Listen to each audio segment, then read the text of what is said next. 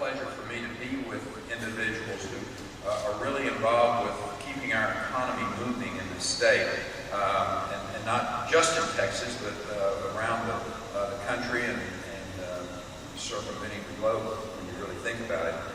According to economists, Texas trailed the other states into the recession. We don't very often get up, Jeff, and talk about that Texas trailing anybody in anything. But trailing this country into the recession was a good thing, but it also, at the same breath, they say that Texas will lead this country out of this recession, and we are leading this country back at present. And it's your work in the banking system, making sure folks who need and deserve credit have access to it. And you've been a very vital part of that process. Overlooked in all this financial upheaval of the last 2 years has been the strength of the Texas banking system. While banks elsewhere in the country were all too often, and sadly, boarding up their windows, rolling up their welcome mats, Texas banks have been weathering the storm. And I'm sure I don't need to tell any of you in here it hasn't been easy. It has been a real test, but it's also been a testament to the hard work that you have put in place to sustain a business environment in Texas that continues to attract major employers. It's almost monthly that we're able to announce another major employer coming to the state of Texas, whether it's Caterpillar, Electronics, right here in the San Antonio area, or Toyota. And you deserve the respect of this state and this country for what you all have been engaged in. With the worst of this apparently behind us, and the problems presented by the stock market's fluctuation around the world aside, the United States Congress has turned its attention to financial reform. I think there's general agreement that reform is necessary. In my view, it's time that too big to fail for good.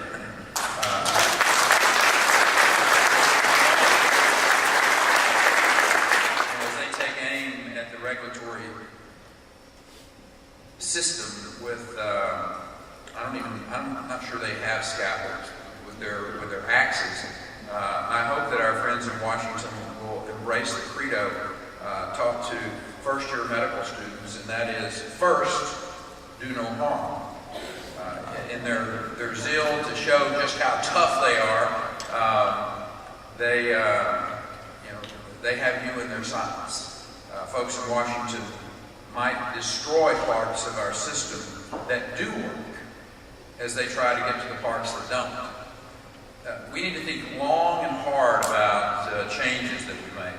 Otherwise, the cure might be a bigger threat than the disease itself. A few months ago, I wrote to our state senators urging them to stand up for the protection of our existing dual banking system. And as of right now, it's hard to say what might happen next, but a number of measures on the table could lead to the end of dual banking as we know it. If Congress shifts authority to regulate community banks away from the Federal Reserve to the comptroller of currency, banks are more likely to choose that national charter, gutting the dual banking system in the process. And I'm not saying that state banks are necessarily better than national banks, but the built-in checks and balances that leads to stability in an industry that has known its share of volatility through the years. So having both, I look at it as a form of competition, and I greatly believe in competition. I tell people, I said, one of the great things about the 10th Amendment, the way it was written and why it was written, was so that our states could be laboratories of innovation. They could compete against each other. And I happen to look at the national and the state banking charter concept as that same way, looking and seeing what best sets you apart from others and how you can compete. And the dual banking system also gives states a voice in the banking system. The way banks operate leads to better service, particularly for customers who have their needs met by different types of institutions. As we've seen in areas like healthcare and education, Washington just loves the idea of applying one size fits all to practically everything. Looks like the financial sector is now next in line. Lucky you. So, as we've demonstrated over the last couple of years, growth, or I should say, not as we've demonstrated, but as we have seen demonstrated, growth stagnates unless banks are left to be able to lend. Federal limitations help contribute to the credit freeze most of the nation experienced. Turning Washington loose on our financial systems will make them much less adaptable, therefore substantially more fragile in financial crisis situations.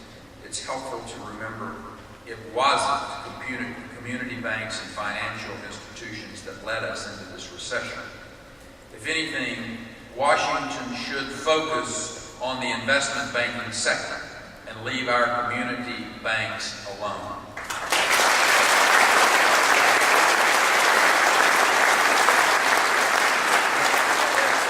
Reform efforts continue to percolate. There are some signs that cooler heads in Washington may indeed prevail. Just yesterday, the Senate managed a rare display of common sense. They agreed to ban taxpayer bailouts. I think that is a great move in the right direction to stand up and say we are no longer going to bail out failing institutions with taxpayer monies. If I hadn't been standing up when I heard that, I'd probably fallen out of my chair. We can only hope that they apply that same sort of common sense when they're debating proposals for this Consumer Financial Protection Bureau. I pray such common sense will steer them away from further expansion of federal authority with another one of those one-size-fits-all solutions. A sensible approach will acknowledge the key role that states play in consumer protection, because no government agency can truly protect consumers when the wheels are falling off of the economy. Fortunately, the wheels have stayed pretty well firmly attached to the Texas economy, thanks in large part by people just like you in this office. A successful economy needs bankers like yourself who understand how to create jobs and attract investment and generate wealth. We need leaders like you who will not compromise your ethical values, endanger the stability of our economy in exchange for a quick payoff. I happen to believe that the best thing that we can give the people in this state is an environment that allows for the creation of jobs. The most powerful thing, Ted, that we can give a Texan is that opportunity to have access to a job. In the first part of the 21st century, Texas employers created more jobs than any other state. And I might say they're still at it. We created more jobs, Mr. Speaker, in the last 6 months than any other state in the nation, as we did in the last decade as well. Texas leads the nation in exports. We're home to more Fortune 1000 companies than any other state in the nation. Our nation's CEOs have named Texas the #1 state for business and job growth for the 6th year running.